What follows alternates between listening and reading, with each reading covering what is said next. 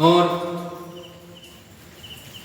रावण को उपदेश देते हैं कि देखो आप भगवान के शरण में चले जाओ, सीता माता को आप लौटा दो। तो भगवान राम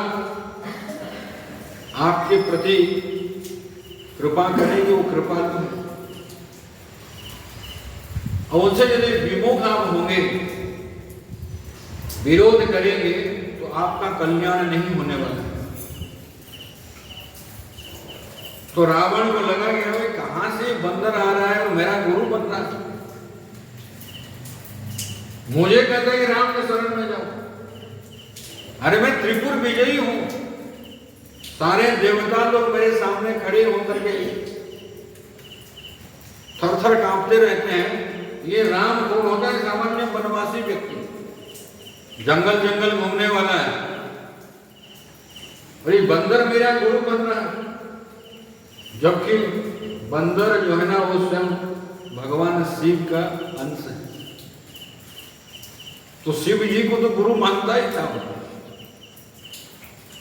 रावण के गुरु जो है ना शिव जी है। तो हनुमान जी कहते हैं देखो ये मेरे को पहचान नहीं पा रहे है, तो मैं इसका गुरु हूं, लेकिन ये मुझे नहीं पहचानता। और बहुत अभिमान में आकर के रावण कहता है, बोला बिहसी महाभिमानी मीला हमहि कपि गुर बड़ ज्ञान। ये गुरु बनता है, बहुत बड़ा ज्ञानी अपने आप को मानता है। कहता है कि मृत्यु तुम्हारे निकट आ चुका है। और जैसे कहे कि मृत्यु तुम्हारे निकट आ चुका है, तो हम हनुमान जी कहे देखो इसको विपरीत बुद्धि हो रही है, उसकी मृत्यु निकट आ रही है। अब आरोप कर रहे हैं मेरे ऊपर। तो उसी समय क्यों हनुमान तो बनने नागपाश से बने हुए थे,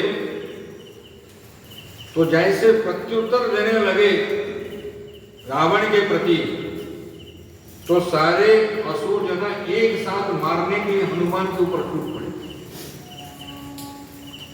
और जैसे टूट पड़े, हनुमान जी सोच रहे हैं यार कहां मैं आफत में आकर के पड़ गया। तो ठीक उसी समय सुनत निशाचर मारन धाय सचिवन सहित विभीषण आए। देखो इधर मारने के लिए जैसे सब उद्यत हुए, उधर विभीषण जी प्रवेश कर गए और हनुमान जी के सामने हाथ जोड़ करके विनय करने लगे। दूतों न बंध्या, जो दूत होता है उसका वध कभी नहीं करना चाहिए, ये नीति के विरुद्ध है। इसलिए आप कुछ दूसरा दंड सोचो, मारो मत। विभीषण जब आ गया तो रावण भी रुक गया और रावण को लगा देखो इस बंदर के अंग भंग कर दो। सुनत बिहसी दस कंदर, बोला दस कंदर अंग भंग करी पठई बंदर। अंग भंग करके इसको भेजो। अब हनुमान जी सोच में पड़ गए, भाई इसकी बहन की नाक कान काट करके भेजे थे, कहीं मेरे नाक कान यदि काट करके भेजे तो मैं तो मुंह दिखाने लायक नहीं रहूंगा। नाक कान जो है ना सबसे शरीर को सुंदर बनाते हैं,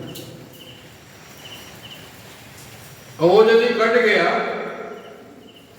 तो फिर जीते जी व्यक्ति मृत सदृश है।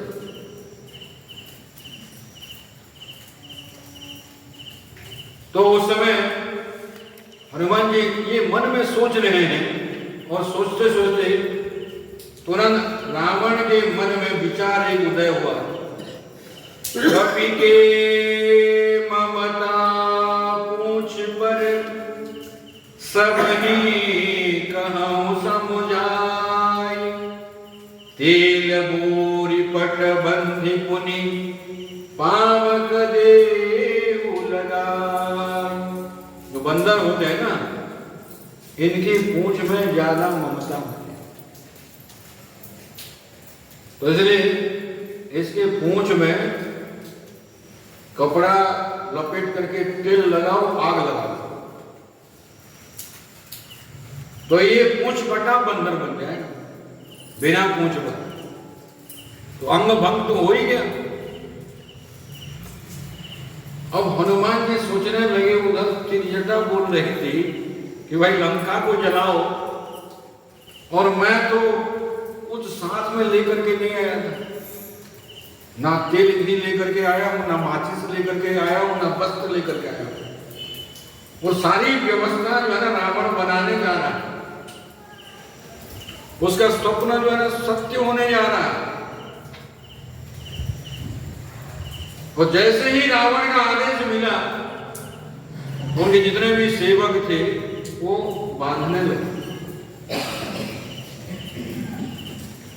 पूंछ बढ़ने लगी।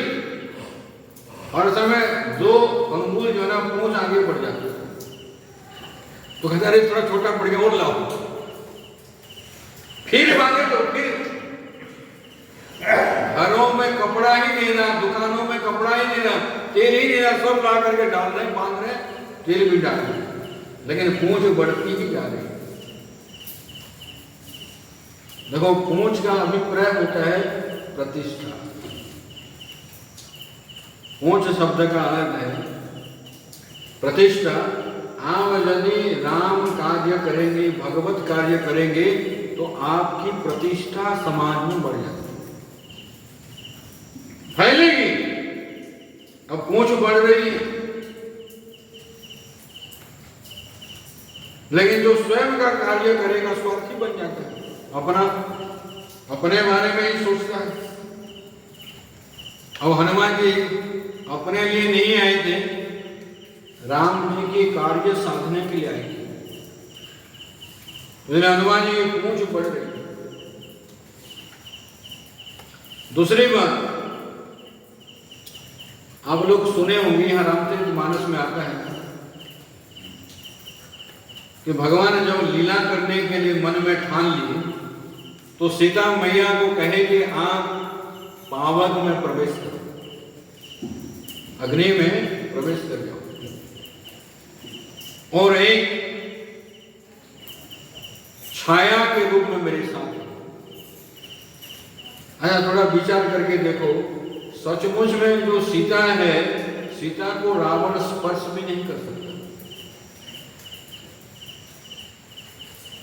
स्पर्श भी नहीं कर सकता था।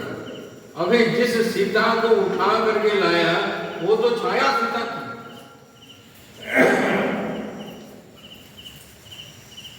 तो सीता को स्पर्श नहीं किया था। सीता माता तो पहले से ही अग्नि में जा करके उसमें छुपी हुई है, अग्नि रूप हुई है, अग्नि में समाई हुई है। अब हनुमान जी के पूंछ जब जलाने के लिए जा रहे हैं, तो यहां कहते हैं पावक देहु लगाई। अब वो पावक कौन है? स्वयं सीता मैया, जो अग्नि में वही समाई हुई है। और सीता कहती है तुम मेरे पुत्र है। हनुमान जी कौन है? गुण निधि सुत हो, गुणवान पुत्र तुम बनो। तो कोई मां अपने बेटे को कभी जलाएगी क्या? तो इसलिए हनुमान जी के बाल भी बांका नहीं हुआ, एक भी बाल नहीं कर, क्योंकि उस अग्नि में सीता मैया बैठी हुई।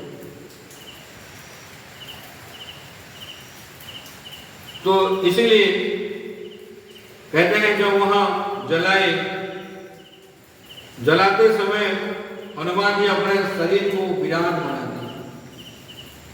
कभी हनुमान जी छोटे बन जाते हैं, कभी विराट रूप ले लेते हैं। और हनुमान जी इसमें कहते हैं, हनुमान जी लंका को जलाए नहीं, केवल एक महल से दूसरे महल छलांग लगाते थे और पवन अपने यहाँ आ करके उसमें आग 49 पवन उसमें बहने लगे और हनुमान जी केवल छलांग लगाते रहे। कभी देखेंगे आप, एक के घर में जब आग लग जाती है तो वो आग दूसरे के घर में चली जाती है। अब कोई व्यक्ति थोड़ी लगाए, वो आग ही दौड़ रही है। तो हनुमान जी के पूंछ में आग लगाने वाले कौन है? वो सब लंकावासी है। और लोग कहेंगे कि हनुमान जी ने आग लगाई। हनुमान कहाँ आग लगाए? हनुमान तो केवल छलांग लगा रहे हैं, एक बिल्डिंग से दूसरी बिल्डिंग में जा रहे हैं। अब हवा लगी और हवा से आग चारों तरफ फैलने लगी। अब देखते ही देखते सारे घर जलने लगे, लेकिन एक घर जारा नगर निमिष एक माई, एक विभीषण कर गृहनाई। सबके घर जला, लेकिन विभीषण का घर नहीं जला। ऐसा क्यों? कहते हैं कि हनुमान के जो पूंछ में ना सब लोग कपड़ा तेल ला करके बांधे थे, केवल विभीषण जी नहीं दिए। कौन दे दिए थे? विभीषण जी। भाई जितने लोगों का योगदान होता है बाद में प्रसाद तो उनके घर में भेजते हैं। जिन जिनका योगदान रहा याद करके लोग भेज देते, भाई वो भी आया था, अच्छा नहीं भी आया था तभी भी सहयोग दिया था, तो प्रसाद उनके पास हो गया। तो जितने लंका में लोग थे सब कपड़ा दिए, तेल दिए, सब दिए थे, केवल विभीषण जी नहीं दिए थे। तो विभीषण को कोई प्रसाद नहीं मिला, आग लगी नहीं उनके घर में। अब देखें भगवान की कृपा, तो जितने भी असुर थे सबका घर जला, लेकिन विभीषण का घर नहीं जला। क्यों? विभीषण के घर में वहां सब जगह राम राम लिखा हुआ, रामायुध अंकित गृह, राम द्वारे तुम रखवारे। और स्वयं हनुमान जी उसमें रखवारी करते हैं, गार्ड के रूप में रहते हैं। तो उस जगह पे आग कैसे जाएगी? तो विभीषण के घर में आग नहीं लगी, सब सारा लंका जल गया। अब फिर हनुमान जी समुद्र में जाकर के पूछते हैं, पूंछ में जो आग लगी थी उसको बुझाते हैं। पूंछ बुझाई कोई श्रम, धरि लघु रूप बहोरी, जनक सुता की आगे हाड़ भयो कर जोरी। देखो फिर हनुमान जी छोटे हो जाते हैं, इतने बड़े कार्य करने के बाद भी अपने आप को सामने प्रदर्शित नहीं करते कि मैंने किया। छोटे हो जाते हैं कि मैं तो कुछ भी नहीं।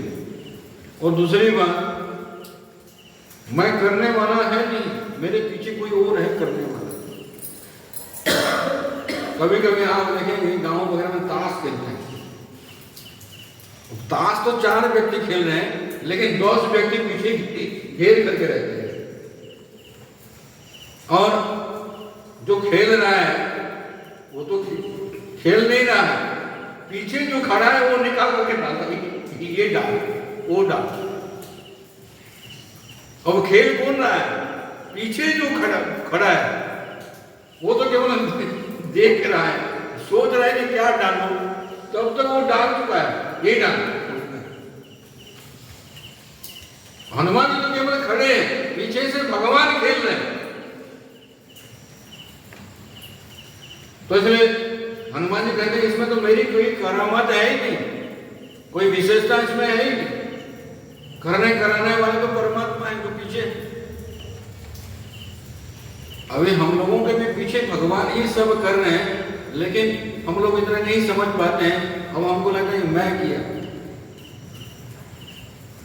इसलिए कबीरदास जी कहते हैं मैं किया, मैंने किया, ऐसा कभी ना बोल, तेरे बिना भी चलती थी दुनिया बड़ी अनमोल। कहते हैं जब आप संसार में नहीं आए थे, संसार तुम्हें चल रहा था कि नहीं चल रहा था? चल रहा था। अच्छा, जब आप चले जाएंगे तो संसार रहेगा कि नहीं रहेगा? रहेगा। लेकिन बीच में व्यक्ति अभिमानी बन जाता है, वो कहता है मैं किया। एक बार एक भक्त था, तो उनके गुरु का दर्शन करने के लिए गुरु पूर्णिमा में जा रहा था।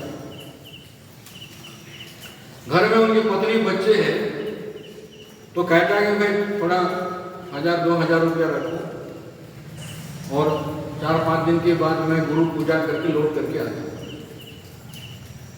तो उनकी पत्नी कहती ठीक है, आप आओ गुरु जी का दर्शन करके। वो चला जाता है गुरु पूर्णिमा में, सेवा करता है, फिर कहता है गुरु जी 4-5 दिन हो गया, मुझे घर जाना है। तो गुरु जी ने कहा कि अरे रुको, क्या अभी तो आए थे, अभी क्या जाओगे? तो कहता है कि नहीं, अभी मैं बहुत कम खर्चा दे करके आया हूँ घर में, तो मैं नहीं जाऊँगा तो फिर वो सब दुखी हो जाएंगे, वो कहाँ से लाएंगे? सारी व्यवस्था तो मुझे करनी पड़ती है। क्या कहा? सारी व्यवस्था तो मुझे करनी पड़ती है। अब उसके बाद गुरु जी को लगा कि यार ये इसके अंदर जो है ना, ये अहंकार का बीज अभी पनप चुका है, प्रिय भी है, तो इसलिए इसके जो अहंकार है उसको नष्ट करना पड़ेगा। तो गुरु जी ने कहा कि सचमुच में जाना ही है घर में? हाँ नहीं, जाना ही है महाराज, नहीं तो घर वाले सब परेशान हो जाएंगे, पत्नी बच्चे घर में हैं। तो गुरु जी ने कहा कि देखो ऐसा करो, मैं एक पत्र लिख करके दे रहा हूं, जाते समय बगल में एक हमारा ही भक्त है, उसको ये पत्र दे देना और फिर गांव चले जाओ। अब वो पत्र लेकर के, पहले तो चल करके ही लोग जाते थे, लेकर के जा रहा है और वो भक्त को पत्र दे दिया। भक्त कहता है कि थोड़ा पानी वानी पियो। अब पत्र खोल करके जब पढ़े तो गुरुजी उसमें लिखे हैं कि एक कमरा में इसको 6 महीना तक बंद करके रखो और खाना पीना दो। गुरु भक्त था, वो तुरंत इसको कमरे के अंदर बुला करके ले करके गया, वो बाहर से ताला लगा दिया, बाहर से ताला लगा दिया। अब वो दरवाजा पीट रहा है, इसको तो गुरु की बात माननी है कि 6 महीना तक इसको ताला लगा करके रखो, अटैच लेट्रिन बाथरूम कमरा था, और नाश्ता भेजता था, भोजन भेजता था। वो तड़पता रहा कि घर में अभी क्या चल रहा होगा, घर वाले मुझे गाली दे रहे होंगे, पत्नी गाली दे रहे होंगे, गए कहीं बाबा तो नहीं बन गए। तो अंदर ही अंदर सोच रहे हैं। 6 महीना व्यतीत हो गया, लेकिन उनकी पत्नी देखी कि भाई पति तो आए नहीं, क्या पता गए तो बाबा भी बन गए होंगे, और छोटे छोटे बच्चे हैं, मुझे ऐसे हाथ पे हाथ रख कर बैठने से तो नहीं चलेगा, कुछ ना कुछ काम करना पड़ेगा। तो एक सेठ के पास जा करके वो काम करने लगते। तो सेठ जी उनको खेती में कहते हैं कि थोड़ा से वहां खुदाई करो, तो बच्चों को पालना है। खुदाई करने के लिए जैसे गई तो सोने की एक हंडी मिली, सोने की। तो जो महिला थी बहुत ईमानदार थी, अब वो सोची कि भाई ये तो मेरी है नहीं, ये सेठ जी की खेती है, तो इसलिए सेठ जी के पास वो मटकी ला करके दे देते। सेठ जी खुश हो जाते हैं। आजकल के जमाने में भी ऐसी महिलाएं हैं जिनके अंदर लोभ लालच नहीं है, बिल्कुल ईमानदार है। तो सेठ ने कहा कि आज से तुम मेरी बहन बन गई, तुम्हारे घर में नहीं, इस मेरे घर में रहो, तुम्हारे बच्चों का पढ़ाने का उत्तरदायित्व तो मेरे ऊपर, और बहन की जैसे रहो, नौकरानी नहीं, बहन की जैसे रहो। उनको कमरा इतने सोने की असुविधा उनको मिली। सेठ खुश हो गया और बहन की दर्जा उनको दी, घर में रखे, बच्चों को पढ़ाए। और उधर उनका जो पति है वो दरवाजा ही पीटता रहता था कि मेरी पत्नी बच्चों का क्या हुआ होगा। 6 महीने के बाद जैसे वो व्यक्ति खोल देता है तो बिना बात के दौड़ने लगता है घर की ओर, और आकर के देखता है घर में तो कोई है नहीं, घर में ताला पड़ा हुआ है। फिर सोचने लगा कहीं आत्महत्या तो नहीं कर ली, मेरे बिना सब दुखी हो करके, खाना पीना नहीं मिला होगा, परेशानी में रहे होंगे, कहीं आत्महत्या तो नहीं कर ली। सिर पीटने लगा, इतना में एक भद्र व्यक्ति आ गया, नहीं तुम्हारी जो पत्नी है अभी तो वो अरे बहुत आराम से रह रही है, किसी चीज की कोई कमी नहीं है। तो ये मिलने के जाता है पत्नी के पास, और ये पत्नी बोलती है तुम उधर ही रहो। बोलो ठीक है, आराम से है, किसी चीज की कोई कमी नहीं है, हाँ बाबा बोलो, बाबा के पास हो। तो अब इसको पता लगा कि भाई मैं जो कर रहा हूं, ये जो सोच रहा था, मेरी सोच गलत थी। मेरे बिना क्या होगा, मैं जो सोच रहा था बहुत आराम से है ये लोग, मेरे बिना भी आराम से।